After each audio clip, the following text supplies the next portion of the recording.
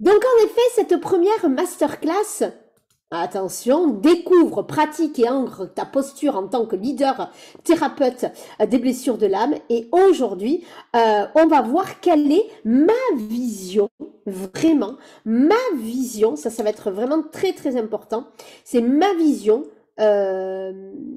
du parcours initiatique en tant que praticienne des blessures de l'âme. En tant que psychothérapeute, je viens du milieu de la psycho, donc en psycho, on parle pas trop de choses holistiques comme l'énergétique, le spirituel. Et pourtant, moi, depuis que j'ai créé Vibra Coaching en octobre 2015, je me suis rendu compte que pour avoir cette libération, cette guérison, pour avoir les transformations souhaitées, mais il est important de réconcilier et de travailler sur les différents plans. Donc, quand j'ai décidé de former les futurs thérapeutes, c'est pas juste moi les thérapeutes, je fais très attention à ce terme qui est beaucoup trop euh, alors je vais employer un terme, alors je sais pas si ça va être exactement le bon, mais un peu trop qui est devenu un peu trop facile. Tout le monde devient thérapeute en ayant une formation de 2 jours, en ayant une formation d'une semaine avec tel ou tel outil, que ce soit des outils qui sont tous exceptionnels, hein. Je tiens à le préciser, que ce soit le Reiki, que ce soit l'Access Bar, que ce soit le FT, que ce soit plein d'autres outils guérisseuses de lumière, les soins énergétiques, tout le monde se dit thérapeute. Sauf que thérapeute, c'est bien plus qu'un outil. Thérapeute, c'est un véritable parcours initiatique avec 5 voies à l'intérieur, donc si tu veux, avec 6 voies, pardon, que j'ai créé. Et pour moi, ça, c'est vraiment très, très important. Ce n'est pas négociable, ce n'est pas envisageable pour moi qu'avec un outil d'EFT qui est très, très puissant, on puisse se dire thérapeute. Non. La thérapie, c'est vraiment que moi qui viens, bonjour Soka, moi qui viens du milieu de la psycho, je peux te dire que là, on est thérapeute. Mais on n'est pas thérapeute holistique parce qu'il manque tout le champ de l'énergétique et du spirituel et même du corps, hein, on va dire. Donc, ça va être très très important. Être thérapeute, c'est au-delà de soigner avec un soin énergétique ou avec un outil. C'est vraiment, quand on est thérapeute, on doit maîtriser parfaitement, et ça va être très très important, on doit maîtriser parfaitement la psyché de l'être humain, donc qui revient à l'émotionnel de l'être humain, d'accord, mais aussi toute la partie énergétique et spirituelle. C'est un accompagnement global qui va être le plus puissant et le plus précis. Pourquoi j'ai mis 6 parcours? Il y a pour moi le parcours au niveau de la psyché, qui va être très important et qu'on retrouve dans Au cœur de l'âme. Au cœur de l'âme, c'est mon école de thérapie qui dure pendant 1 an. Et là, on voit à l'intérieur tout le processus qui te permet de comprendre l'être humain. Pour celles qui sont dans mon école de thérapie, là je pense à toi, ma belle Christine Fabre, on en reparlera plus tard et on en reparlera dans quelques mois de ce parcours de Au cœur de l'âme. Christine, elle est formée à différents outils thérapeutiques. Elle est très puissante, comme elle est thérapeute dans l'âme. Mais elle s'est rendue compte que quand elle a intégré mon école de thérapie au cœur de l'âme, qui débute au mois de juillet et qui finit en juin chaque année, donc là, les places vont réouvrir pour cette année, là, dans quelques semaines. Faut attendre encore un peu, bien évidemment. Mais Christine, quand elle a débuté, elle pensait pas trouver autant d'ancrage que dans ce parcours-là, puisque elle s'est rendue compte que oui, en fait, la psyché de l'être humain, on est obligé de l'apprendre. Ce n'est pas en étant avec nos différents outils qui sont tous puissants, je tiens à le préciser, mais vraiment tous puissants. Moi, tous les outils sont indispensables aussi. Mais ces outils-là, sans la conscience, sans la maîtrise des parcours initiatiques que je propose, mais honnêtement, il n'y a pas de sens derrière. Et ça, c'est même inquiétant parce que ça veut dire que les personnes soignent les gens sans connaître réellement tous les rouages psychologiques, psychiques d'un être humain. Et ça, attention. Donc ça, c'est le premier parcours qui est pour moi le parcours un petit peu phare dans tout ça. Ensuite, il y a le parcours, bien évidemment, des praticiennes des blessures de l'âme. Je vais y revenir dans quelques minutes, mais je le nommerai après. Ensuite, il y a le parcours de la guérison de l'enfant intérieur. Ça, c'est tous ces parcours ne reviennent qu'une fois par an, je tiens à le préciser. Le parcours de l'enfant intérieur reviendra au mois d'octobre l'année prochaine, où là on travaille sur la guérison de notre enfant intérieur qui est forcément en lien avec tous nos traumas que nous avons eus durant notre enfance, petite enfance, adolescence et même jeune adulte. Et ces mots-là sont indispensables. C'est une réelle maîtrise et pour celles qui l'ont fait aussi, elles savent que c'est pas juste une méditation qu'on va aller connecter, juste une visualisation de son enfant intérieur. Non, c'est pas ça, la guérison des enfants intérieurs. Ça va au-delà. Il y a toute une compréhension réellement psychique et holistique qui va être indispensable, mais vraiment indispensable. Ensuite, il y a le parcours initiatique du féminin et masculin sacré avec Divine Alchimie qui vient de commencer, donc qui sera de retour en 2024, où là, il est temps d'aller réunifier les parts de nous, de notre féminin et de notre masculin sacré. On n'est pas dans ce que je vois partout, qui est top d'ailleurs, de toute la compréhension du féminin par se reconnecter à son cycle menstruel, etc., etc. Non, nous on va reconnecter à des choses vraiment qui sont hyper pointues, puisque on va reconnecter des parts à l'intérieur de nous qui se sont barrées, hein, qu'on peut le dire, qui sont parties, et donc il est indispensable de les réunir, d'accord? Et pour finir, ensuite, nous avons le parcours du transgénérationnel, parce que forcément, tout ce qu'on vit là actuellement vient aussi de nos ancêtres. Donc ça serait un parcours qu'on débutera en fin d'année 2023 ou en 2024. Et le dernier, c'est le parcours de l'âme avec toutes ces notions vraiment holistiques qu'on verra dans Au cœur de l'âme niveau 2. D'accord. Donc, tu vois bien que on n'est pas sur des outils, on est vraiment sur des parcours initiatiques qui te font travailler à toi en tant que guérisseuse guérie, mais qui t'apportent ensuite ton vrai positionnement de leader thérapeute. Là, on est pour moi dans la quintessence, mais vraiment je le dis, de la thérapeute. Et aujourd'hui, on va parler de ce parcours initiatique des thérapeutes des blessures de l'âme. Je vais parler un petit peu cash, sache-le. Ouais, merci Christine. Merci beaucoup pour ton témoignage. Elle nous dit au cœur de l'âme, donc le parcours initiatique vraiment de la psyché. En fait, on se croirait en psycho, hein, je le dis clairement. Mes amis psychologues me disent, mais en fait, t'as créé une école comme si on était à la fac de psycho, mais en beaucoup plus...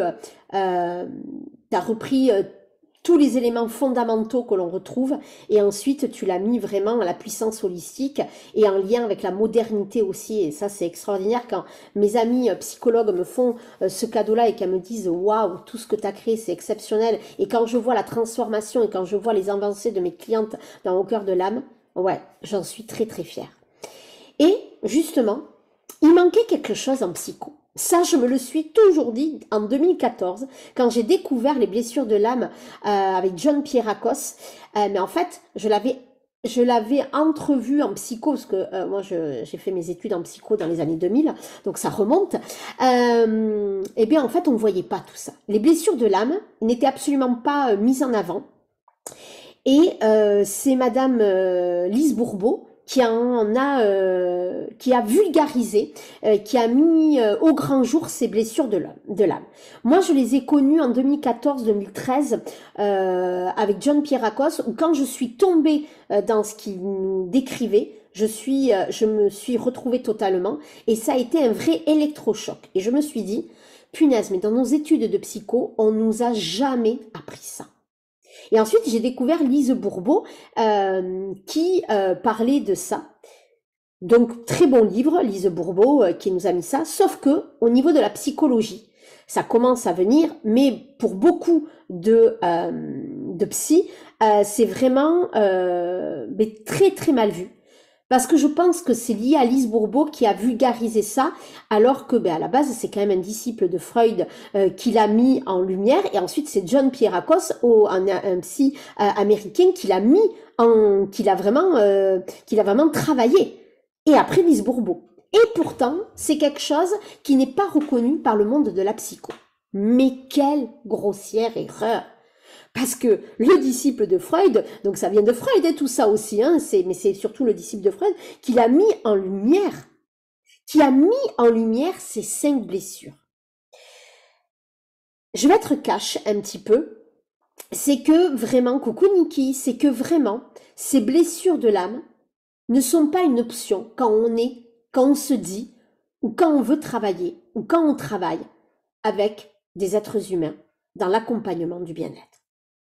Donc je vais parler de thérapeute pour que ce soit plus simple pour moi, mais on englobe tout ce qui est énergétique, spirituel, les guérisseurs de l'âme, les chamans, tout ce que tu veux, parce que même quand on est chaman français, hein, je parle là vraiment, ben on doit se former à d'autres choses, hein, d'accord, dans la spiritualité, quand on est coach, quand on est tout ça, d'accord, ça va être très très important.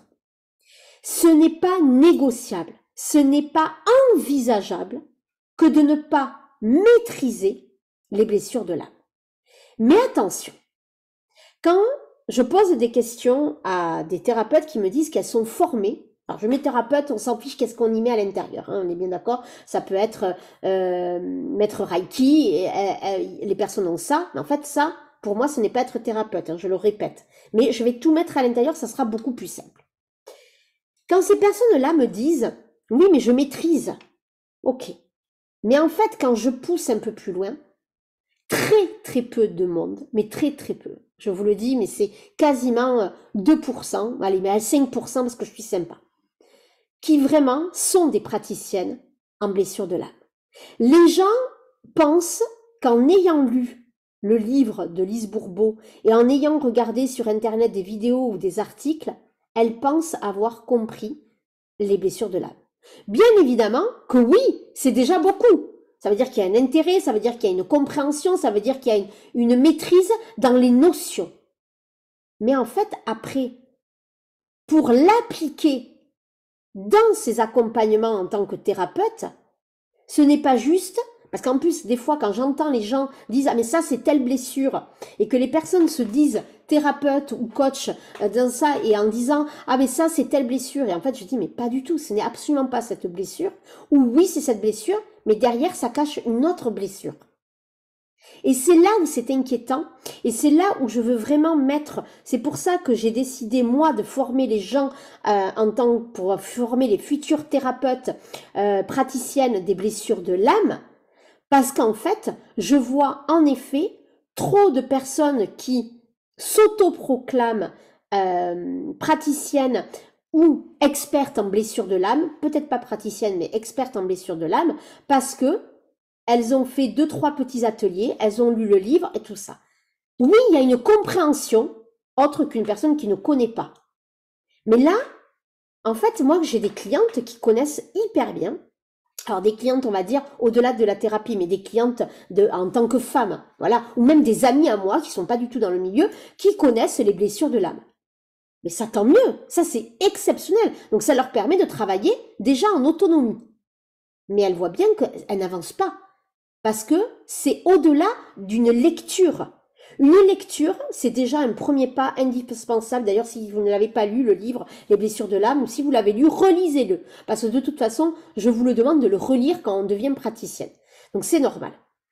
Mais ça va au-delà de la première lecture, de la première compréhension. Ça va au-delà de penser qu'on maîtrise. Ce n'est pas de la maîtrise du tout. C'est juste la partie visible de l'iceberg. Et d'ailleurs, moi, j'ai des clientes qui ont accès à des documents que j'avais fait il y a des années sur ça, mais en fait, elles ne savent pas s'en servir. Elles ont juste une lecture, une première lecture.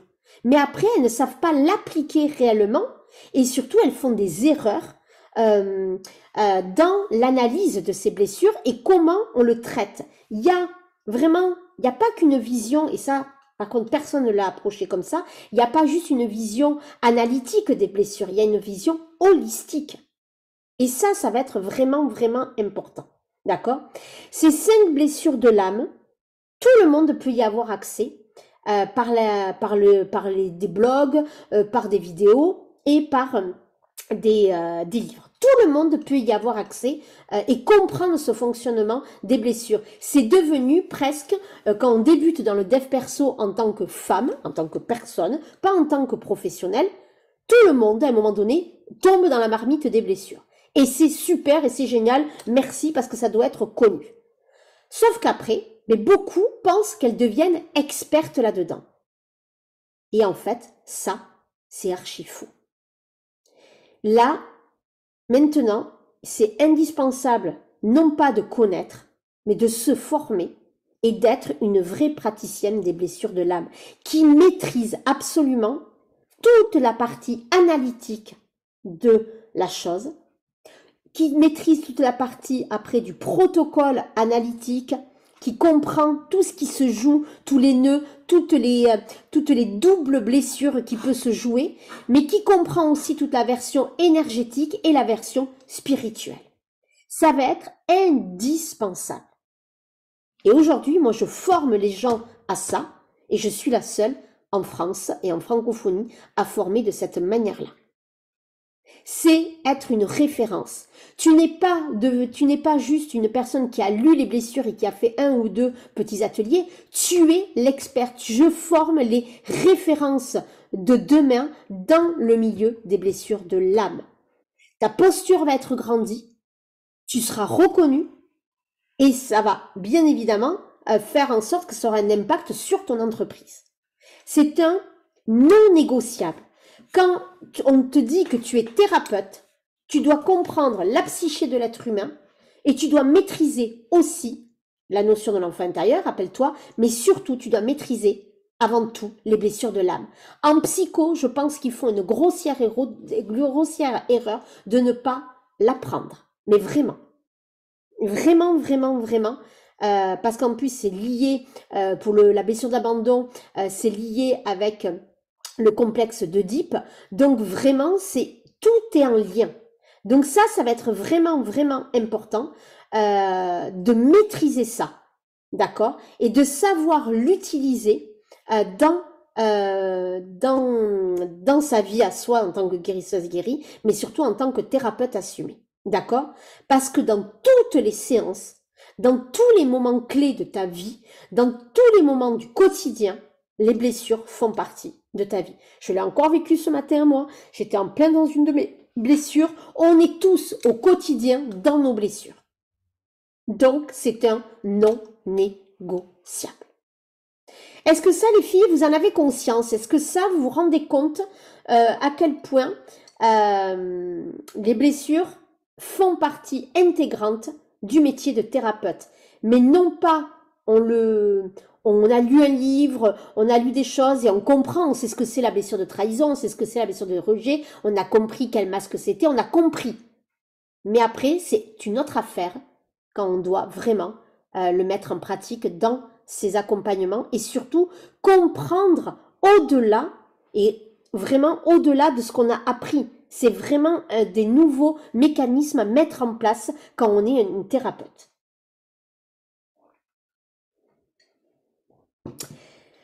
Je vous laisse répondre à ça, les filles. Ça va être important. Maintenant, moi, je vais vous partager, encore vu ce matin avec séance puissance d'amour et 2 fois blessure d'humiliation. Oui, c'était déjà limpide pour moi. J'adore ça, les filles, quand vous êtes en accord avec ça. Ça, c'est très important. Alors, je vais vous montrer plusieurs choses et on va faire un petit cours, alors très léger, hein, c'est pas le but du tout de partir sur quelque chose de hyper pointu par rapport à ça. Ça, on le verra dans la formation que je propose pour les praticiens. Mais par contre, ce qui est sûr, c'est que là, nous allons voir, je vais quand même refaire des petits points et surtout, les filles, ça va être très très important. Je vais parler de cette masterclass blessure de l'âme. Je vais refaire un petit topo. Avant ça, et surtout qu'une blessure guérie peut être ravivée dans un autre contexte, donc oui, c'est indispensable. Ah, Charlène, tu as bien retenu, ça j'adore quand, ça y est, vous me placez tout ce que vous avez entendu, replacé. Ben oui, ça vous m'entendez tellement de fois le dire qu'une blessure n'est guérie que jusqu'à la fin de notre vie, et quand on pense l'avoir guérie, elle réapparaît dans une autre situation avec de nouvelles personnes, sous une nouvelle forme, et ben, ça nous permet de passer à un autre niveau. Mais pour cela, ben, il faut savoir y aller. Voilà, donc ça c'est important. Donc, il y a 5 blessures, je ne parlerai pas, il y en a même d'autres qui sont préconisées, mais ça c'est pas là, c'est pas ça qui m'intéresse aujourd'hui. On va parler de la blessure de rejet, de la blessure d'abandon, de la blessure d'humiliation, de la blessure d'injustice et de trahison. Hop, d'abord c'est trahison et injustice sur ça. Le rejet. Je vais faire très vite, bien évidemment, les filles. Ça, c'est tout ce qu'on voit dans la formation, donc c'est pas ça vraiment qui va être le plus important. Le rejet, donc nous dit John Kierakos, c'est la naissance de la blessure entre les 1 an, entre le moment de la naissance et les 1 an. Elle est éveillée la quasi-totalité du temps par le parent du même sexe. Donc nous, pour nous les femmes, c'est notre mère, et pour les hommes, c'est le père. Lorsque l'enfant ne se sent pas accepté ou désiré. Donc ça veut dire c'est même dans le ventre de la mère, au moment de la conception, qu'on peut le mettre. Et donc ce qui fait que quand l'enfant ne se sent ni accepté ni désiré, donc il se sent rejeté, il va prendre le masque du fuyant. Alors comment on voit comment ça peut, quelles sont les attitudes et les comportements du fuyant quand on met le masque du fuyant. La blessure, c'est la blessure de rejet. Donc pour se protéger de cette souffrance, l'enfant, et donc l'adulte, ensuite met le masque du fuyant. C'est une personne qui est vraiment sensible aux remarques du parent du même sexe. Il va vite se vexer, il prend tout mal. Il se considère souvent comme nul et sans valeur. Il emploie d'ailleurs souvent ces termes-là. Il trouve de nombreux moyens de fuite dans le sommeil, dans les voyages astrals, dans la drogue, dans l'alcool, voilà, ou des moyens un peu moins glauques, on va dire, mais il peut partir, il va se mettre en retrait, d'accord? Ça, c'est vraiment très important, ce mot retrait aussi. Il n'est pas vraiment attaché à l'argent ni aux biens matériels, il s'isole. Il doute carrément de son droit à l'existence et à l'amour. C'est la première blessure, celle-là, donc c'est une des plus profondes, et donc c'est vrai elle est assez pointue à travailler, celle-là. La peur, sa principale peur, c'est la panique. Donc, c'est vraiment l'émotion de la panique. Donc, il peut y avoir des crises d'angoisse vraiment très, très fortes. Il a l'anorexie, le repli sur soi. Il a un grand besoin d'appartenir au groupe et de prendre sa place. Ça, ce sont des 2 grands besoins qu'il a besoin. D'accord? Ce rejet-là, donc, bien évidemment, il y a 10 fois plus de choses à dire, hein, attention. Là, je fais juste une exposition, je le précise bien. C'est juste une entrée en matière très, très light, hein, je le dis. Ce rejet-là, il peut être vraiment très violent. On l'a tous. On a tous 4 blessures. On a tous le rejet, l'abandon, la trahison. Je vais le remettre là. On a tous le rejet, l'abandon, l'injustice et la trahison. L'humiliation, tout le monde ne l'a pas. Mais quand on est une thérapeute dans l'âme, à 95%, on l'a. Donc, en général, si tu es là, c'est que tu l'as aussi, cette blessure d'humiliation. D'accord? Ça, je tiens à le préciser, c'est le petit truc. Donc, ce rejet-là, on a... non, avant de commencer quand même, avant de continuer plutôt, on va avoir des blessures principales. On va en avoir 1 à 2 principales.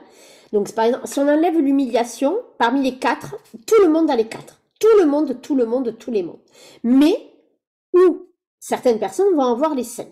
Parmi les 4 ou parmi les 5, d'accord, on va avoir des blessures dites principales et d'autres des blessures secondaires, d'accord? Mais de toute manière, à un moment donné, on les traversera toutes les blessures. Donc quand certaines me disent « Ah mais moi, j'ai la blessure d'injustice et la blessure de rejet, mais les autres je les ai pas ». Peut-être que tu n'as pas celle d'humiliation, ça je suis d'accord. Mais la blessure de trahison et d'abandon, tu l'auras forcément. Donc sur une situation, avec une personne ou sur un domaine précis, la blessure de trahison ou d'abandon va ressurgir.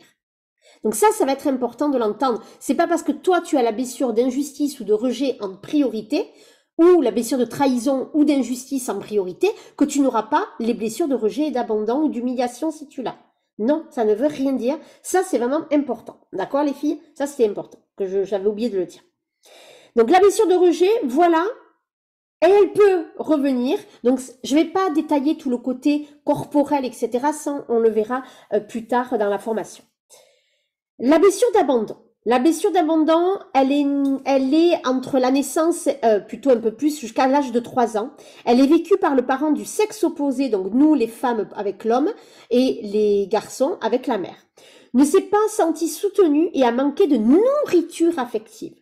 Cette blessure est vécue dans la vie avec les personnes du sexe opposé. Donc, quand cette personne, elle se sent abandonnée par sa mère ou par son père, ça dépend l'enfant que c'est, la personne va mettre le masque du dépendant.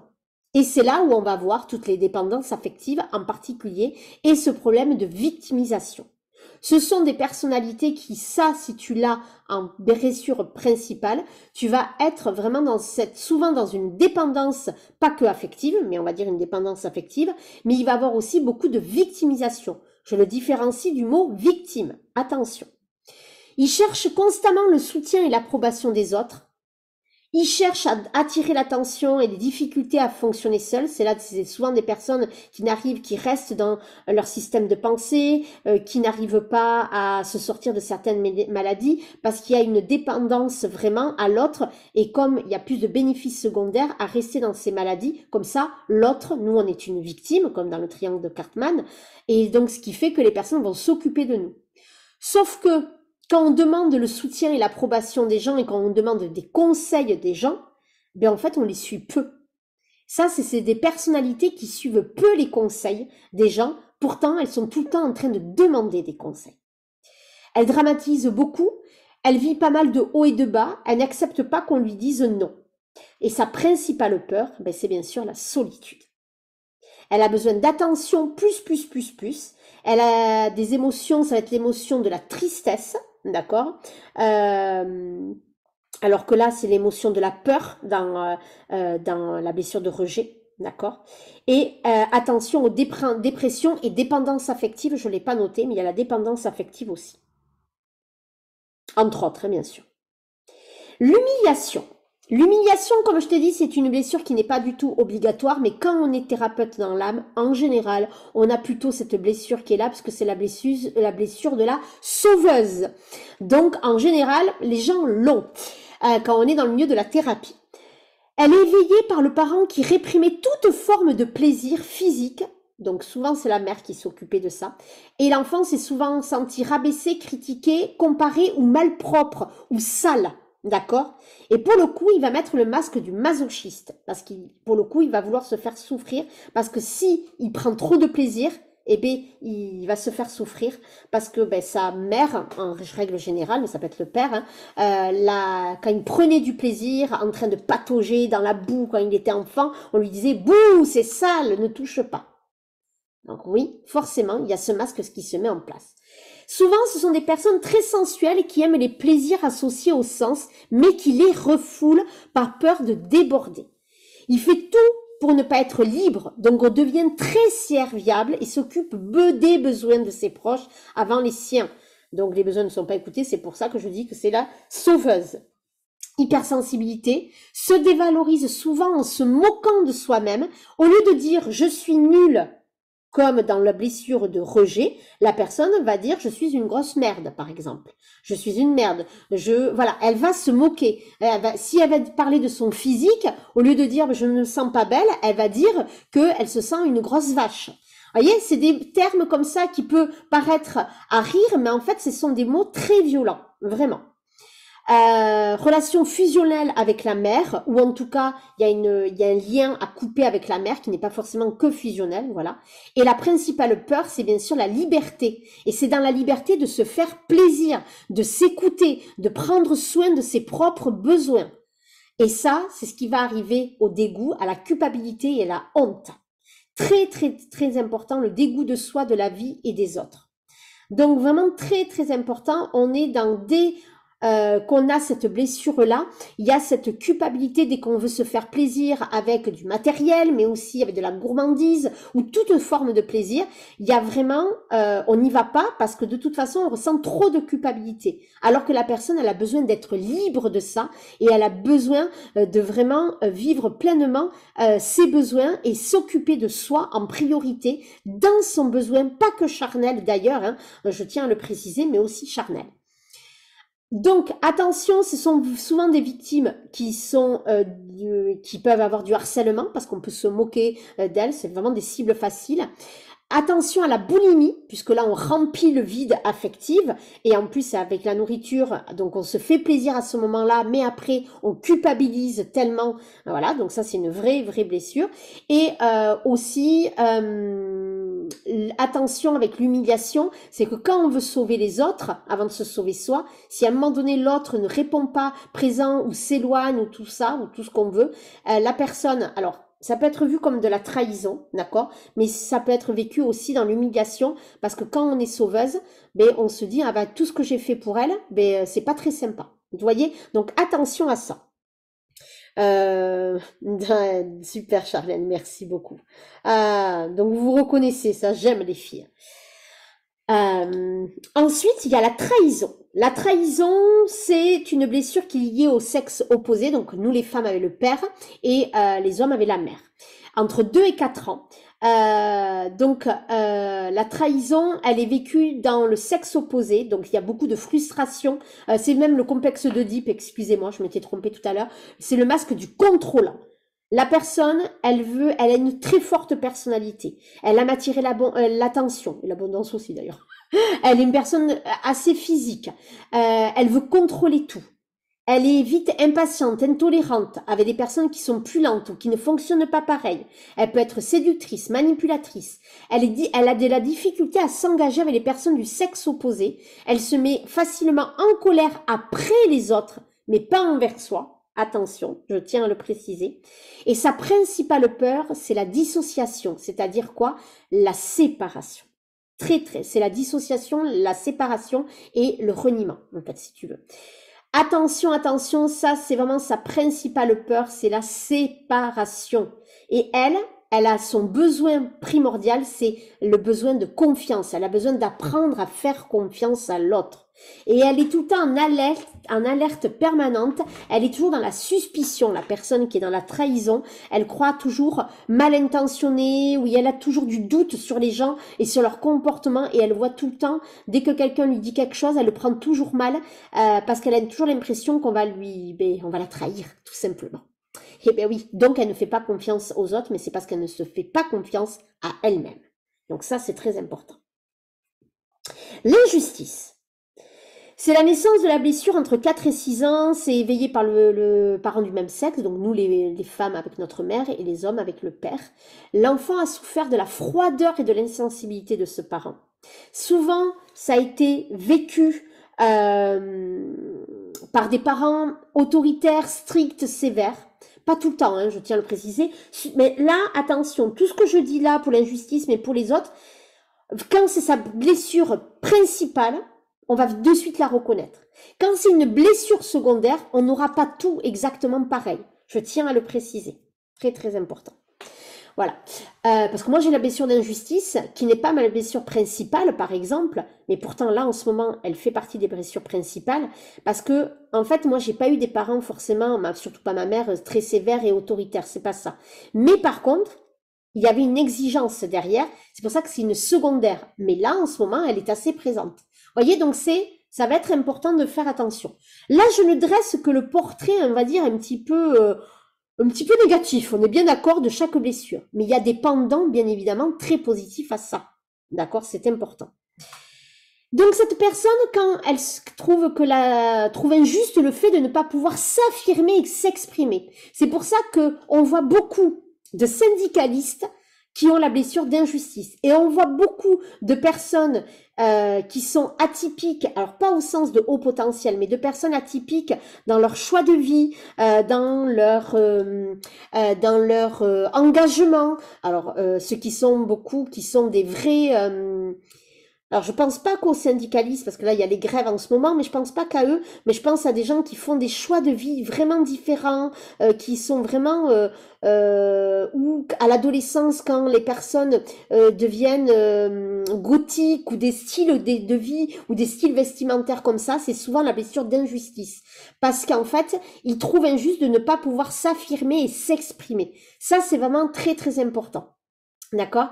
Et donc, pour le coup, ben, ils se montrent un visage très rigide, très froid. C'est la froideur aussi. Ils sont très perfectionnistes, très exigeants, très optimistes en surface, mais en fait, à l'intérieur, ils se rongent par le stress. Ils craignent l'autorité, mais due à leurs parents. Ils se débrouillent seuls et à la difficulté à demander de l'aide, comme la blessure de trahison, d'ailleurs, au passage. Voilà, je tiens à le préciser. Ils sont dans l'action, comme la blessure d'injustice aussi. Eux, ils se coupent de leurs émotions, on le verra tout à l'heure un petit peu aussi, et la principale peur, c'est cette froideur. Ils ne supportent pas les gens froids, alors qu'eux-mêmes, ils sont coupés de leurs émotions. Eux, c'est une émotion de colère envers eux-mêmes et non pas forcément envers les autres. Ça, c'est la blessure de trahison. Et eux, ils ont une besoin de liberté, non pas comme la blessure d'humiliation qui a la liberté d'être dans ses plaisirs, de s'autoriser à se faire plaisir. Eux, c'est la liberté de pouvoir s'affirmer et de pouvoir s'exprimer. D'accord? Attention aux maladies, j'ai oublié de noter le burn-out, toutes les maladies d'AVC, etc., etc. D'accord? Donc ça va être vraiment important. Donc ça, c'est vraiment un préambule. C'est un dixième vraiment important dans chaque blessure. C'est pas du tout, c'est le premier pas. Ensuite, j'aimerais quand même remettre un petit peu, hop là, le tableau. Qu'est-ce que c'est que ce tableau? Ce tableau, je vous le présente avec la blessure, le masque et ce qu'on appelle les fameux drivers ou les injonctions ou les messages contraignants. Ça vient de l'analyse transactionnelle. Ça, dans la formation des praticiennes, on le voit, bien évidemment. Et c'est pas la partie la plus grosse, mais il y a une petite partie là-dessus parce qu'en fait, c'est intimement lié Hop, je vais faire ce petit... Je vais le faire comme ça. Hop, hop. Ah non, je me suis trompée. Merci.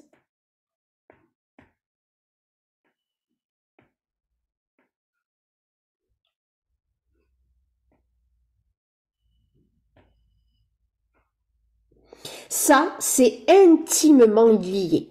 La blessure et le message contraignant ou driver ou injonction, peu importe comment tu l'appelles, c'est intimement lié. En effet, la blessure de rejet, donc tu vas tendre vers, c'est le masque du fuyant, et tu vas tendre vers j'ai le droit d'être. D'accord? Très très important ça.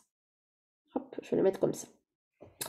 Et bien en fait, c'est le message contraignant, c'est le driver. Donc ça, c'est l'analyse transactionnelle. C'est un outil qui est exceptionnel, une compréhension très très importante. C'est le soi parfait. D'accord? Le soi parfait, c'est-à-dire que tu as eu les injonctions, les messages, c'est soit le premier, être très exigeant, volontaire, perfectionniste, et il a besoin d'être tout le temps bien habillé aussi pour bien paraître. Surtout, on montre toujours une belle image de soi. En fait, donc ça, c'est lié à la blessure de rejet. D'accord? Ça c'est très important. Parce que ça, quand ta clientèle, ça on va le voir dans la formation, quand dans ta clientèle, on te dit sois parfait, sois parfait, sois parfait, sois le premier, tu dois paraître comme ça, oh là là, tu peux pas te sortir avec ça, t'as vu comment t'es mal fagoté, oh là là, mais regarde ton devoir, il est mal écrit, oh là là, mais regarde, tu peux pas, c'est pas assez cette note, ben en fait, ça va jamais en fait, hein. Mais ça, en fait, ça revient à la blessure de rejet. Donc ça, c'est très très important d'entendre les messages contraignants, à quelle blessure c'est mis. Donc c'est pour ça que moi, je les mets ensemble, ces deux concepts des blessures et des messages contraignants, driver ou injonction, peu importe. Et la phrase clé à retenir, c'est en tant que blessure de rejet, en tant que soit parfait, c'est que j'ai le droit d'être. J'ai le droit d'être qui je suis même. Ça, c'est très, très important. J'ai le droit d'être qui je suis, sans être parfait. La blessure d'abandon, elle est liée à fais un effort, avec le masque du dépendant. Fais un effort, c'est faisant plus, on n'a rien sans rien. tu dois travailler dur, ne termine pas les choses à chaque fois, c'est que ça, il complique tout et il analyse tout.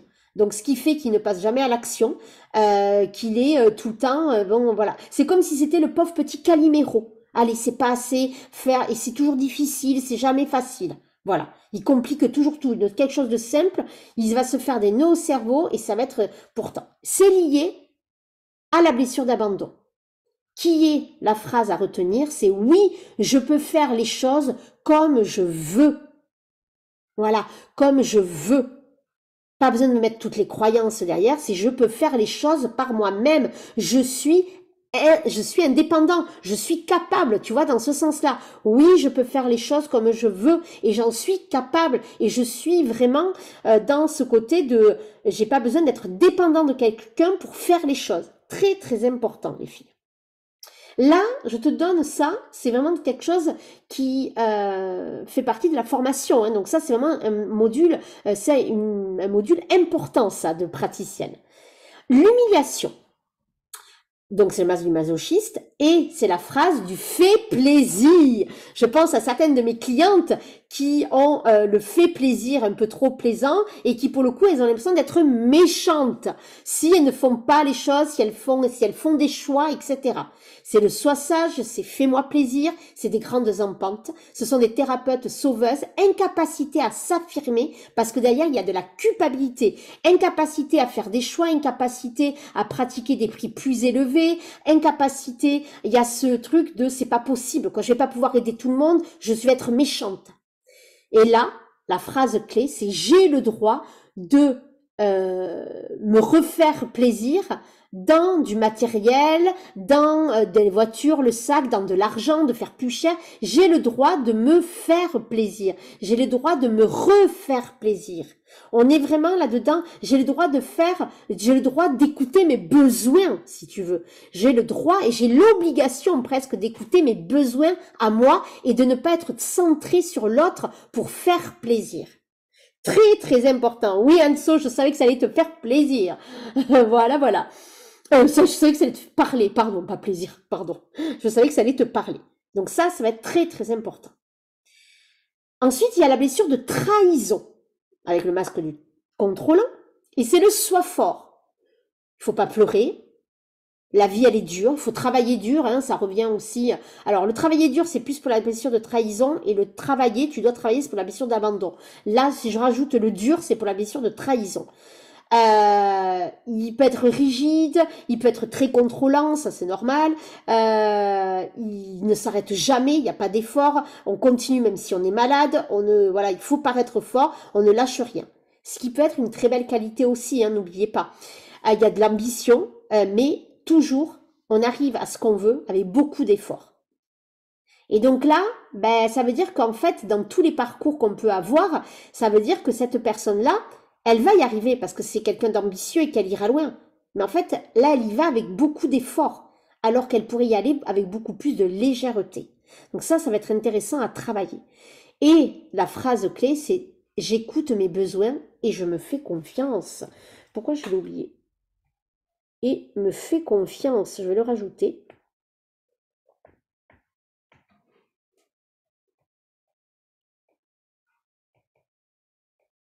J'écoute mes besoins et je me fais confiance. Parce que vraiment, la blessure de trahison, ça va être très très important. C'est se faire confiance et d'écouter ses besoins aussi propres, vraiment, au lieu de vouloir paraître fort en permanence. La blessure d'injustice, c'est lié au masque du rigide et c'est le dépêche-toi, c'est le driver dépêche-toi. Alors moi ma fille elle a beaucoup parce que je crois que j'ai pas arrêté de lui donner, voilà. C'est arrête de traîner. Donc ces personnes, elles vont travailler vite, mais elles peuvent être vite stressées, vite impatientes pour le coup parce que si c'est pas fait rapidement, ça veut dire qu'elles sont nulles finalement. Si c'est pas fait simplement et rapidement, voilà. Par contre c'est des personnes forcément réactives et dynamiques. Il y a forcément du positif là-dedans. Et donc là, la blessure d'injustice, c'est je prends mon temps, j'ai le temps de faire les choses et j'ai le temps de les faire sans que ce soit parfait. Parce que là, je ne l'ai pas mis, j'ai fait le lien juste avec le driver, mais c'est vraiment la perfection. On est dans le perfectionniste, plus. là, dans ça. Et donc, dans le dépêche-toi, ben, il est tellement dans le dépêche-toi qu'il peut pas être perfectionniste. Il ne peut pas. Parce que, autrement, ça va le stresser. Donc, en fait, il délaisse une partie de lui et ça le met à mal. Donc, si je prends mon temps et je peux faire les choses sans que ce soit parfait aussi. Donc ça va être vraiment important de l'entendre tel quel. Donc ça, c'est vraiment un des points fondamentaux, les filles, que je vous demande de bien voir quand les gens ont fait le lien entre les drivers et les blessures. Non-réaction face aux 5 blessures. Il y a 3 façons. Il y a la victime éternelle. La personne qui a été blessée a tendance à toujours se mettre dans des situations semblables à celles qu'elle a vécues. Elle revit ainsi éternellement cette blessure et rumine les situations vécues. Elle s'installe durablement, dans sa posture victime-mère. D'accord? Donc, ça, on est vraiment dans la victimisation. D'accord? Mais tout le monde, alors, la blessure d'abandon, la plus, mais si tu restes dans ta blessure de trahison et dans les autres, ben tu restes aussi là-dedans. Tu restes dans les situations que tu as vécues et tu ne t'en sors pas et tu rumines les situations. Ensuite, il y a la blessure qui peut être refoulée. La blessure qui n'est pas reconnue, qui n'est pas mise, qui est refoulée encore dans l'inconscient. Donc, elle force ainsi la personne blessée à ses dépens à reproduire la personne sur les autres. De victime, elle devient bourreau, qui trahit, rejette, abandonne, humilie ou fait subir une injustice. Vous voyez? Donc là, dans la première, c'est que tu en as conscience, mais tu restes quand même dans ces mécanismes et donc tu restes dans cette victimisation. Soit dans la deuxième, ben, elle est refoulée, c'est-à-dire que tu n'en as pas confiance et tu fais subir ta blessure aux autres. Et la troisième, ben forcément, c'est vers là où vous allez amener, où vous allez tendre vous aussi en tant que guérisseuse et guérie. C'est cette étape franchissable et le moment de la réparation, puisqu'elle est identifiée, la blessure, elle est reconnue, elle est maîtrisée, je n'aime pas trop ce terme mais je l'ai mis pour que ce soit fort, la blessure que l'on portait est désormais guérie. La personne se tourne alors vers les autres et peut aller jusqu'à s'investir bénévolement ou professionnellement dans le soin, l'accompagnement psychologique, les thérapies brèves, etc., etc. La souffrance est remplacée par la gratitude d'avoir pu surmonter cette blessure. Et c'est là où je veux vous amener, moi, bien évidemment, mais bien évidemment que ça met du temps et qu'heureusement, on peut déjà exercer même si notre blessure n'est pas totalement sublimée. Je tiens à le préciser, parce qu'autrement, il y en aurait très peu, il y aurait 1% qui pourrait exercer. On est bien d'accord là-dessus. Mais en tout cas, c'est important d'être plus qu'en chemin, voilà, on est vraiment dans ça. D'accord? Mais le problème, c'est que peu de personnes est dans ça. Que même les thérapeutes sont soit dans la victime éternelle, soit dans la blessure refoulée. Je peux te dire, j'en vois des centaines et des centaines qui sont là-dedans. Et que la blessure sublimée, même si on n'est pas totalement guéri, ce n'est pas si simple que ça. Et c'est pour ça que moi, je mets en place cette formation pour être praticienne. Pour soi, mais surtout pour toi, bien accompagner les gens. Parce que si tu n'es pas guéri, tu vas faire que des contre-transferts et ça n'ira pas du tout dans ta posture et dans l'accompagnement que tu vas produire. Je tiens à le préciser. Donc si là je t'ai amené de manière assez négative, d'accord, les blessures, j'aimerais aussi m'arrêter sur les avantages que l'on peut tirer de les avoir subies. D'accord, il y a des situations blessantes, il est toujours possible d'en tirer des bénéfices. La première, être trahi, on passe par la blessure de trahison d'abord, nous pousse à être ambitieux et à compter sur soi-même. Donc ça, c'est important aussi, c'est que c'est pas, bien sûr qu'il faut faire confiance aux autres, mais c'est se faire confiance à soi, que tu es une puissante créatrice de ta vie et que tes clientes aussi, et qu'elles peuvent y arriver par elles-mêmes et qu'elles ont besoin, elles n'ont pas besoin d'être dans cette blessure de trahison. En tout cas, la blessure, elle te permet d'être ambitieux et d'avancer vers cette confiance en toi et d'avancer en déployant tes ressources et de voir que tu peux compter sur toi-même. La deuxième, le deuxième profit, c'est le fait d'être rejeté, mais te donne de la volonté, de l'engagement et te rend perfectionniste. Et des fois, ça fait du bien aussi d'être perfectionniste je pense, de bien faire son travail. C'est important aussi. L'engagement, en général, ces personnes qui sont dans la blessure de rejet sont des personnes vraiment où tu peux faire confiance à ces personnes-là et elles ont vraiment beaucoup de volonté pour y arriver. Donc ce sont des très belles qualités. Le troisième profil pour les blessures d'abandon, être abandonné développe la capacité de réflexion sur soi, parce que comme je t'ai dit tout à l'heure, il y a beaucoup d'analyse. Mais là, cette fois-ci, voilà, l'analyse, comme tu vas la sublimer, tu seras aussi dans la réalisation et tu n'attendras plus des autres et tu ne seras plus dans l'inaction et dans la stagnation. Mais par contre, c'est très beau de pouvoir réfléchir sur soi et d'avoir cet esprit analytique. C'est même plutôt pas mal dans le métier de thérapeute. Le fait d'être humilié, ben, ça réveille ton côté sauveur ou guérisseuse. Et je crois qu'ici, on en a toutes besoin. Et les gens pour lesquels tu vas officier en ont bien besoin de personnes comme toi. Mais je mets entre parenthèses le terme sauveur, bien évidemment, parce que n'oublie pas que c'est toi que tu dois d'abord sauver.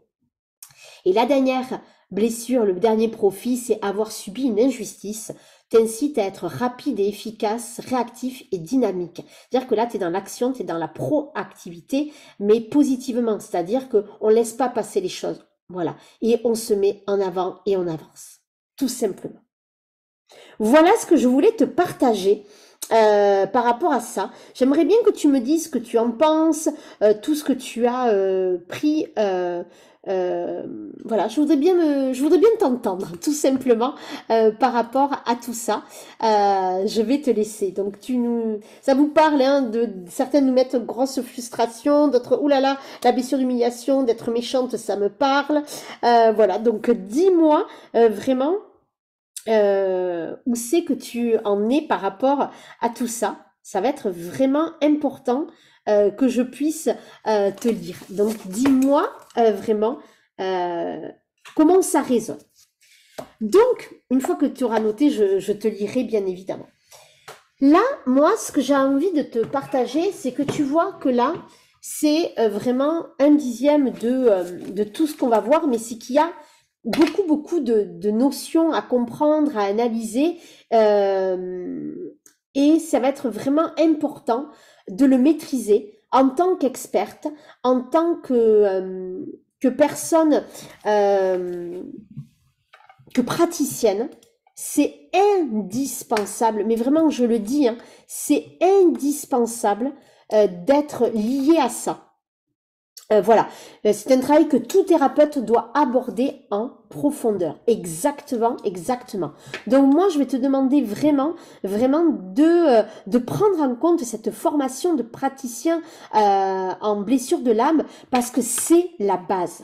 C'est indispensable d'être formé à ça et de vraiment le maîtriser et d'être cette experte. Parce que ça va te permettre de travailler sur ta posture, bien évidemment, sur ton ancrage, sur toi. Tu vas avoir des résultats fabuleux sur ta guérisseuse guérie, mais tu vas permettre des guérisons profondes et ancrées à ta clientèle. Et ça n'a pas de prix. Ça va te positionner en tant que leader et ça aura forcément un impact, pas que dans ton métier de thérapeute, mais aussi dans ton métier d'entrepreneur. Et ça, je peux te dire que moi, c'est ce que j'ai vécu et que mes clientes qui sont expertes là-dedans, c'est ce qu'elles ont vécu aussi. C'est-à-dire que moi, le fait de maîtriser parfaitement ça et de comprendre parfaitement la psyché de l'être humain, ben en fait, les gens, mais qu'est-ce qui se passe? Ben, ils sont bluffés. Les gens, ils se sentent en sécurité, les gens se sentent accompagnés, les gens se sentent entendus, les gens se sentent ils peuvent se laisser aller, ils peuvent vraiment s'abandonner vraiment aux mains d'une experte et se dire ok, là je suis capable d'avancer. Et ils reprennent cette force-là, ils le re-ancrent vraiment pour leur permettre d'avancer. Et ça, c'est indispensable. En tant que thérapeute praticienne des blessures de l'âme, c'est indispensable, mais vraiment je le dis, c'est indispensable de maîtriser ça parce que les personnes ne sont dans cette tes clientes reconnaîtront ta puissance et tu vas leur permettre de reconnecter à leur propre puissance. Et toi, en tant que thérapeute, c'est ce que tu veux, qu'il y ait des guérisons. Donc en fait, être une référence, tu le sauras par ta posture. Tu vas te faire grandir, tu vas prendre ta place, tu n'auras plus peur de parler en public, tu n'auras plus peur parce que travailler sur tes blessures en tant que guérisseuse et guérie, c'est un impact direct sur ta visibilité, ça a un impact direct sur comment tu te comportes face à des gens où tu as de l'autorité, comment tu parles en public avec ta cliente, comment tu fonctionnes avec tes collègues. Tout ça, c'est un impact sur ta vie, bien évidemment personnelle, mais aussi professionnelle. Et quand tu accompagnes des groupes, c'est hyper important d'être dans cette posture-là et de comprendre le fonctionnement des groupes ou de tes collègues ou de tes collaboratrices, de voir comment chacun fonctionne. Hop, c'est un entraînement. C'est vraiment quelque chose qui va être primordial, les filles. Être praticienne des blessures de l'âme, c'est une des formations qui devrait être obligatoire. Obligatoire. Je pèse mes mots. Hein. Je suis un peu, des fois un peu dure là-dedans, mais c'est obligatoire. Comprendre la psyché de l'être humain au cœur de l'âme et comprendre avec les blessures de l'âme, ce n'est pas négociable. Voilà. C'est une des bases. D'accord? Et donc ça va être vraiment important et c'est ce que nous voyons dans cette formation de praticienne des blessures de l'âme, tout simplement.